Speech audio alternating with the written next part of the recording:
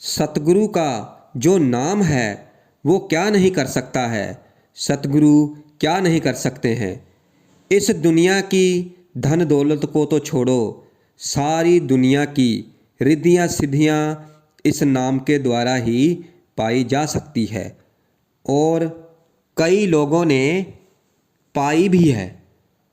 जो लोग संत मार्ग पर इस नाम के साथ जुड़े रहते हैं तो फिर वो एक दिन सब कुछ पा लेते हैं और उन्हें ये भी समझ में आ जाता है कि उन्हें क्या हासिल करना है और वो कूड़ा करकट इकट्ठा करने में विश्वास नहीं रखते हैं। ये संसार की माया उनके लिए एक कूड़ा करकट से ज़्यादा और कुछ नहीं। वो परमात्मा को अपने दिल में बसाकर रखना चाहते हैं और बसा भी लेते हैं और हम नाम पर विश्वास नहीं करते हैं और इसीलिए नाम जपने में, सिमरन करने में, ध्यान करने में हमें मज़ा नहीं आता और हम बहुत ही जल्दी ऊब जाते हैं क्योंकि मज़े की कमी है। और इस बात का ध्यान रखना कि नाम में मज़ा उन्हीं लोगों को आता है जो इस नाम को पूरी तरह से अपना लेते हैं और संत मार्ग पर वही अच्छी तरह से चल सकता है जो अपने आप को पूरी तरह से खाली कर लेता है और जिसके हृदय में संसार बसा हुआ है, संसार की माया बसी हुई है, तो वो चाहकर भी परमात्मा के नाम को, गुरु के नाम को पूरी तवज्जो नहीं दे सकता। और गुरु का नाम अभ्यास के द्वारा ही जपा जाए तो फिर तभी कुछ बनता है। सब कुछ अभ्यास के द्वारा ही पाया जा सकता है।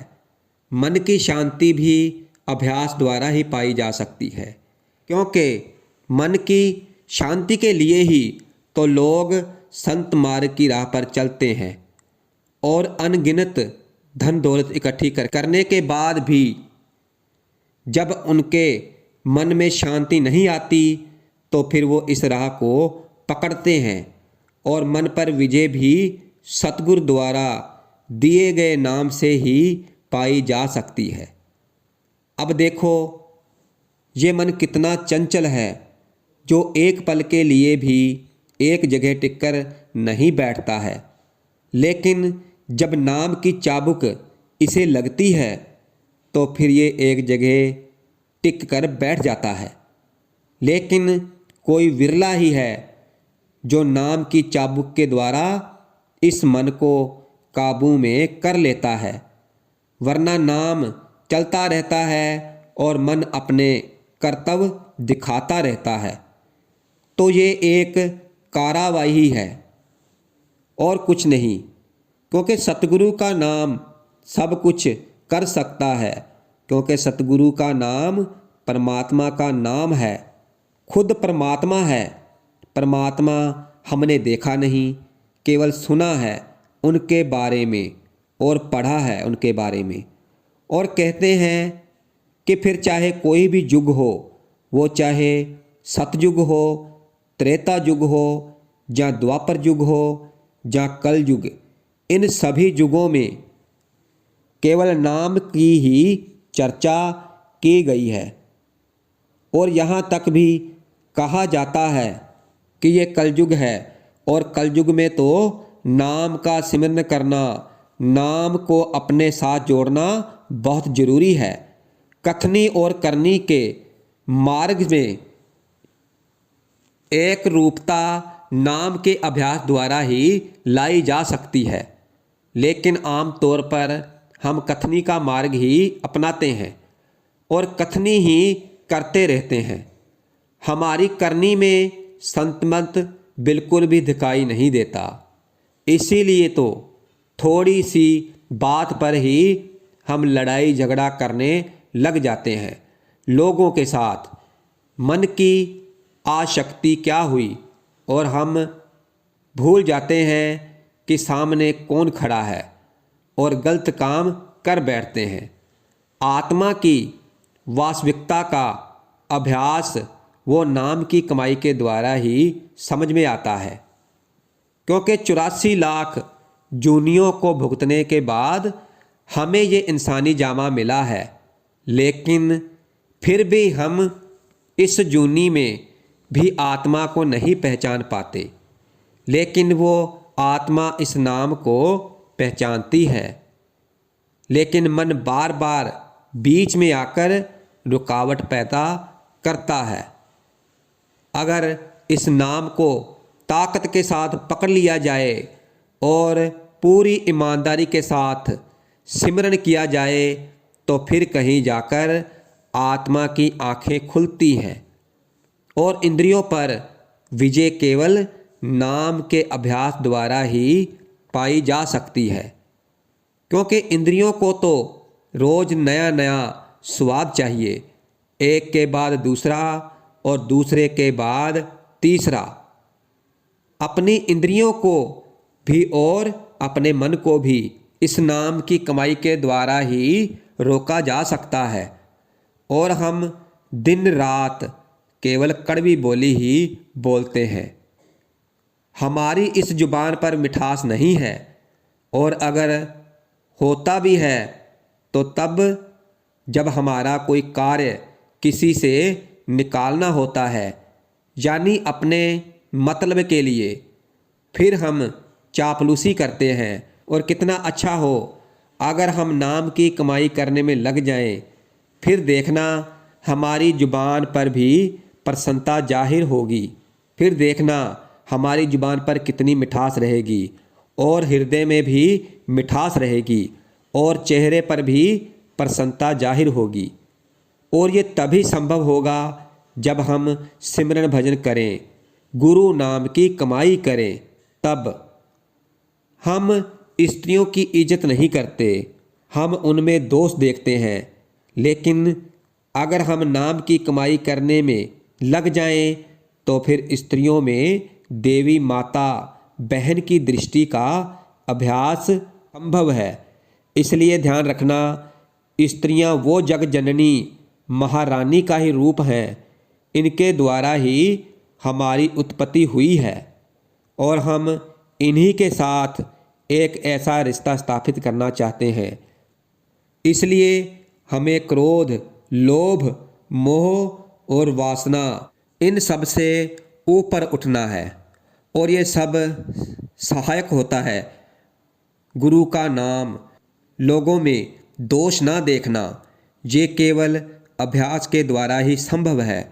जिन्होंने नाम की कमाई की है तो वो लोगों में दोष देखना बंद कर देते हैं, वरना हम तो सभी में दोष ही देखते रहते हैं। हम सोचते हैं कि हमसे अच्छा तो कोई है ही नहीं। चाहे कोई भी व्यक्ति हमारे सामने आ जाए तो हम सबसे पहले उसके अंदर दोष देखते हैं और कोई ना कोई दोष देखकर उस पर दोष देना भी शुरू कर देते हैं। और इस मन की गति को भी नाम के अभ्यास के द्वारा ही बदला जा सकता है। हमें संतोष नहीं है, चाहे हमें दुनिया का कुछ भी पदार्थ मिल जाए तो भी हम संतोष जाहिर नहीं करते। लेकिन जो नाम की कमाई करता है, जो नाम का अभ्यास करता है, तो उसको एक ना एक दिन संतोष जरूर मिल जाता है और फिर वो मालिक ने जो भी दिया है वो उस पर ही सब्र संतोष करता है।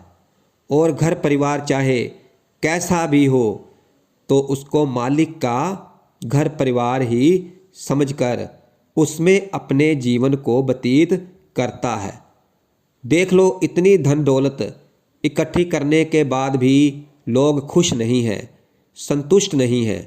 लेकिन जिनको विश्वास है, जो नाम को जपते हैं, जो गुरु के नाम का सहारा लेते हैं, तो फिर उनके पास जो कुछ भी है वो उससे संतुष्ट रहते हैं।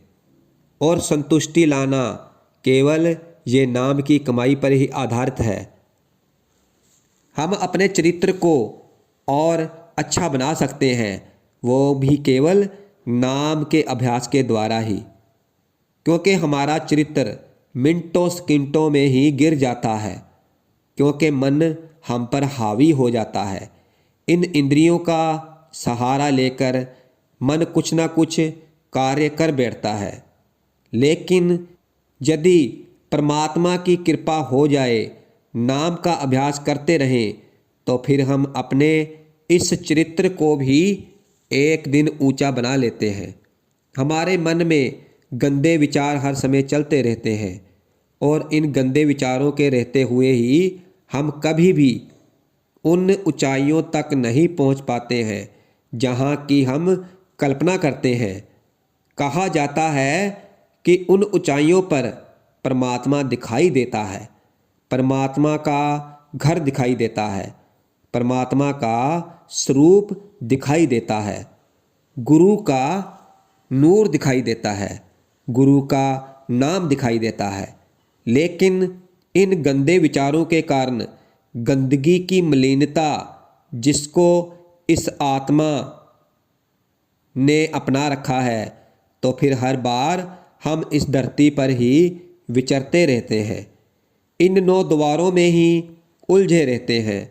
लेकिन जो भाग्यशाली जीव गुरु नाम का अभ्यास करते हैं, फिर उन गंदे विचारों पर भी एक दिन विजय प्राप्त कर लेते हैं। सारा दिन इस नाम के साथ वही व्यक्ति जुड़ा रह सकता है जो नाम पर विश्वास करता है, और हम खुद को हमेशा चिंताओं में ही उलझाकर रखते हैं, और इन चिंताओं से मुक्ति भी हमें नाम ही दिला सकता है। इसलिए जैसे भी हो नाम का अभ्यास करना चाहिए और गुरु नाम पर विश्वास करना चाहिए, और मन को बाहर भटकने से रोकने के लिए सहायक भी ये नाम ही होता है। जो नाम का अभ्यास पूरी ईमानदारी के साथ करेगा, तो फिर उसका मन उतना ही आज्ञा चक्र पर ठहरेगा और 10वीं खिड़की खोलने में सहायक होगा। ये अभ्यास मैं कौन हूँ, स्त्री हूँ या पुरुष हूँ, बच्चा हूँ या बूढ़ा, गोरा हूँ या काला, या किसी अन्य देश का रहने वाला हूँ, इसमें कोई फर्क नहीं पड़ता है। वहाँ रंग रूप या अमीरी गरीबी, स्त्री पुरुष, बच्चा बूढ़ा, ये सब नहीं देखा जाता। वहाँ पर तो नाम की कमाई देखी जाती है। किस जाति के हो ये वहाँ नहीं देखा जाता, और मालिक की दरगाह में केवल उन्हीं लोगों को मान और सत्कार मिलता है जो नाम की कमाई करते हैं। और मूर्खों समझाने की बजाय मूर्खों से दूरी बना ली जाए तो ही ठीक है। लेकिन संत सतगुरु तो वो भी नहीं करते। वो तो सभी को एक नज़र से ही देखते हैं और सभी पर एक सी दया मेहर करते हैं। वो तो चोरों, ठगों और बेईमानों में भी दोष ना देखकर उन्हें भी नाम का दान देने की कोशिश करते हैं कि इनकी आत्माओं की भी आंखें खुल जाए और नाम के साथ जुड़ जाएं। और फिर जैसे भी हो गुरु नाम की कमाई करो, सिमरन भजन करो, तभी कुछ बन सकता है, वरना हमारा कुछ भी बनने वाला नहीं है। फिर हम जैसे यहाँ पर आए थे खाली हाथ, और फिर खाली हाथ ही चले जाएंगे, और फिर फंसे रहेंगे 84 लाख जिया जून के जंजाल में, भटकते रहेंगे जन्म मरण के चक्कर में। इसलिए जैसे भी हो हमें सिमरन भजन करना है और नाम की कमाई करनी है, और अगर इन चीज़ों से मुक्ति चाहिए तो